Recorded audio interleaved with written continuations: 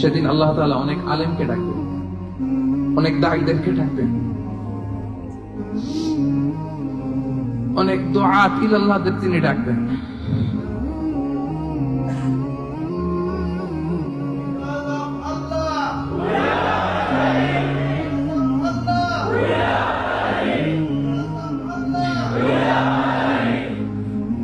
সেদিন অনেক দুআত ইলাল্লাহদেরকে ডেকে আল্লাহ বলবেন যে তুমিও জাহান্নামে যাবে। সে বলবে, আল্লাহ কেন?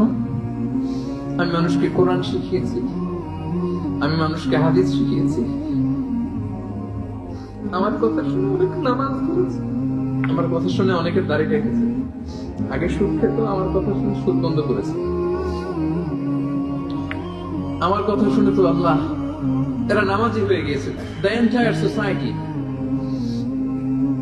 সুদ বন্ধ করেছে, নামাজ ধরেছে, তারা ফরজ যাকাত দিত, আল্লাহ আমি কেন জাহান্নামে যাব? আল্লাহ বলবেন, তুমি এই দাওয়াতি কাজ করেছো, লোকজন তোমাকে বড় আলেম বলবে, লোকজন তোমাকে বড় সেলিব্রিটি বলবে, লোকজন তোমার নামে তাকবীর দিবে, তোমাকে বড় আলেম বলবে, বড় দাঈ বলবে। এটা তো বলা হতো তোমাকে দুনিয়াতে, আল্লামা বলে ডাকা হতো তোমাকে, বাহরুল উলুম বলা হতো তোমাকে, জ্ঞানের সাগর, অনেক বড় দাঈ, অনেক বড় সেলিব্রিটি তোমাকে বলা হতো এই দুনিয়া। তো যা চেয়েছো তা তো পেয়েছো, আমার কাছে কি চাও? আমার কাছে তোমার জন্য কিছু নাই। Go to the hell fire, তুমি জাহান্নামে যাও। আল্লাহ ওইরকম আলেম হওয়া থেকে আমাদেরকে তুমি বাঁচাও, ওইরকম দাঈ হওয়া থেকে তুমি আমাদেরকে বাঁচাও। আল্লাহ লোক দেখানো মানসিকতা, এই সব থেকে আল্লাহ তুমি আমাদেরকে হেফাজত করো। তাহলে 4 নম্বর যে রোগ আমরা চিনে ফেলছি না, এটার নাম কি? রিয়া। নামাজ পড়তেছি, মানুষ আমার এই বড় মুসল্লি বলে, হজ করে আসছি যেন আমার নামের আগে আলহাজ লাগায়, যাকাত দিচ্ছি, যাকাতের শাড়ি লুঙ্গি দানবীর শিল্পপতি এটা যেন বলে, জিহাদের ময়দানে গিয়েছি, ইসলামের জন্য মিছিল দিচ্ছি, যাতে মিডিয়াতে আমার সবার আগে দেখা যায়। আল্লাহ বলবে, go to the hell fire, জাহান্নামে যাও। এগুলো একটাও আমার জন্য করো নাই। তুমি যা চেয়েছিলে দুনিয়াতে তুমি সেটা পেয়েছো, আমার কাছে কিছু নাই, আমার কাছে যাও। আল্লাহ এরকম দানশীল হওয়া থেকে, এরকম আলেম হওয়া থেকে, এরকম বীরত্ব দেখানো থেকে আল্লাহ তুমি আমাদেরকে হেফাজত করো। আল্লাহ রিয়া থেকে আমাদের এই কলবটাকে তুমি মুক্ত করো। আল্লাহ আমরা যা করবো কেবলমাত্র শুধুমাত্র তোমার সন্তুষ্টির জন্য, তোমাকে দেখানোর জন্য যেন করতে পারে। আল্লাহ তুমি তৌফিক দান করো। তাহলে 4 নম্বর রোগটা চিনতে পারছেন প্রিয় ভাইরা? কি নাম এটা? আলহামদুলিল্লাহ, এই তো বুঝে ফেলতেছি। তাহলে আজকের এই প্রোগ্রাম থেকে আমরা এই রিয়া বা লোক দেখানো মানসিকতা, এটাকে না বলে দিব। কি বলেন? আজকের এই প্রোগ্রাম থেকে আমরা সবাই রিয়াকে কি বললাম? তাহলে প্রথম রোগের নাম ছিল কি? ছিল কপটতা।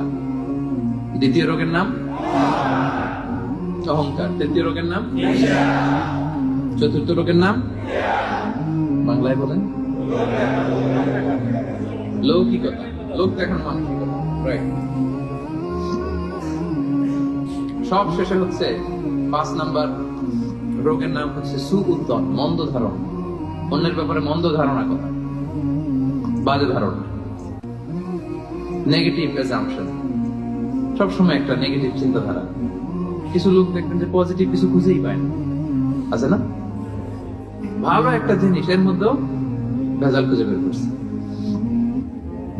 জাজমেন্টাল, অন্যের ব্যাপারে মন্দ ধারণা করা, সবসময় অন্যকে কাট করায় তারপর করাতে সে পছন্দ করে, এরকম আছে না?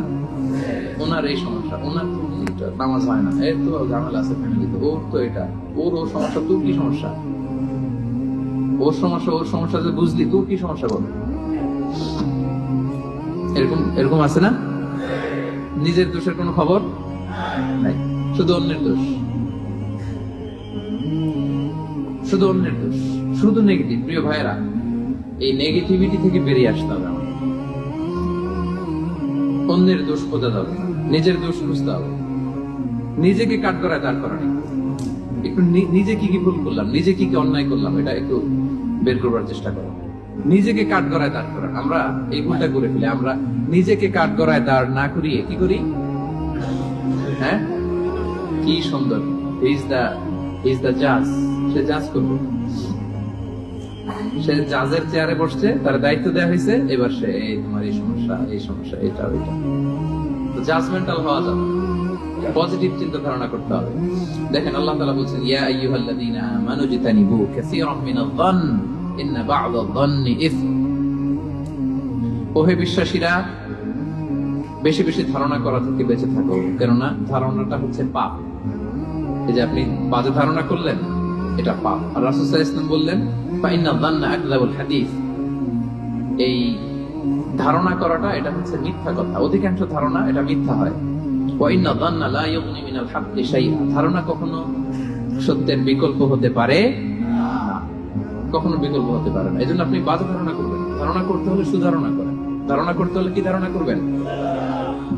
হঠাৎ দেখলেন যে ওদিকে আজান হইতেছে, বসে আছে, নামাজ পড়ে না, নামাজ পড়েই না। ওর যে কি সমস্যা আছে আপনি জানেনই না, হতে পারে না? কি রে নামাজ পড়লো না? সে হয়তো মুসাফির, সে কি, সে তো জমা কসর করার অনুমতি, তো ফ্লেক্সিবিলিটি তো শরীয়ত দিয়েছে, ঠিক কি না? বোন একটাকে দেখছেন নামাজ পড়ে নাই, ধারণা করেন বেনামাজ, এর বউ তো নামাজ পড়ে না, এরকম বলে না? হয়তো মেনস্ট্রুয়েশনাল পিরিয়ড চলছে, তার পিরিয়ডের কারণে তো সে নামাজ পড়তে পারবে না। আপনার বন্ধুকে দেখলেন বোরকা পরা এক মহিলার সাথে যাচ্ছে, দেখি একটা মেয়ের সাথে, ইয়াং বোরকা পরা, এই তো বাজে ধারণা শুরু। মামাই তো একেবারে কাজ করে ফেলাইছে। হ্যাঁ বলেন এরকম, মামাই তো একেবারে কাজ বানাইছে। আল্লাহ আকবার। এই যে আপনি ধারণা করলেন, আপনার গুনার পাল্লাটা ভারী করলেন। এই মেয়েটা তার আপন বোন হতে পারে কি পারে না? আসতে বললেন যে পারে কি পারে না? তার আপন ভাগ্নি হতে পারে কি পারে না? এই যে আপনি মন্দ ধারণা করছেন, মানে যাই দেখি আমরা খালি চোখে, এটা কিন্তু সব বাস্তবতা না। Something could be strange behind the scene. এর বিপরীতে এমন কিছু আছে, ওটা আমি জানি না হিস্ট্রিটা। এজন্য আপনি সুধারণা করবেন। কি করবেন? সবসময় সুধারণা করবেন। এই মন্দ ধারণা, বাজে ধারণা, অনেকে এরকম কিছু দেখলেই, বিয়ে করার পরে একটা ঘড়ি হাতে দেখলেই এটা বোধহয় যৌতুক দিছে বোধহয়।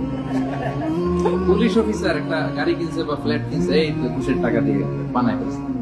পুলিশ অফিসার মানে কি সবাই ঘুষ খায়? ঘুষ খায় একটা বড় সংখ্যক, কিন্তু এখনো অনেক সৎ পুলিশ অফিসার আমার দেশে আছে না? নাই? এখনো আছে। আপনি মন্দ ধারণা করে গুনার পাল্লা ভারী করবেন না। তাহলে এই মন্দ ধারণাকেও আজকের প্রোগ্রাম থেকে আমরা কি বলে দিলাম? তাহলে 5টা রোগ চিনছেন না?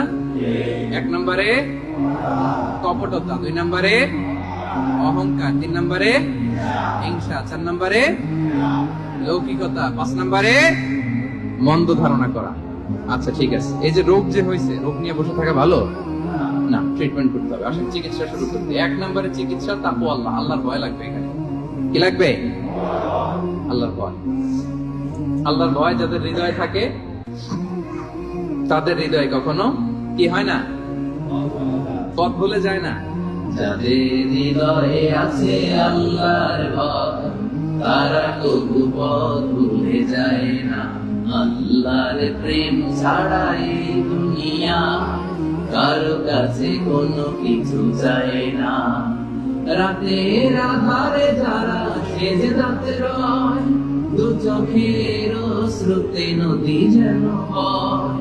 ছলনার হাতছানি যতই আসুক, পেছনে ফিরে সে তাকায় না। সবাই পড়েন, যাদের হৃদয়ে আছে আল্লাহর ভয়, তারা কবু পথ ভুলে যায় না। আল্লাহর প্রেম ছাড়া এই দুনিয়া কারো কাছে কোনো কিছু চায় না। আলহামদুলিল্লাহ বলুন। সেই পথের পথিক হতে পারে। আমরা বলি আমিন। তাহলে রোগ নিয়ে বসে থাকা ভালো না, দ্রুত চিকিৎসা করা দরকার।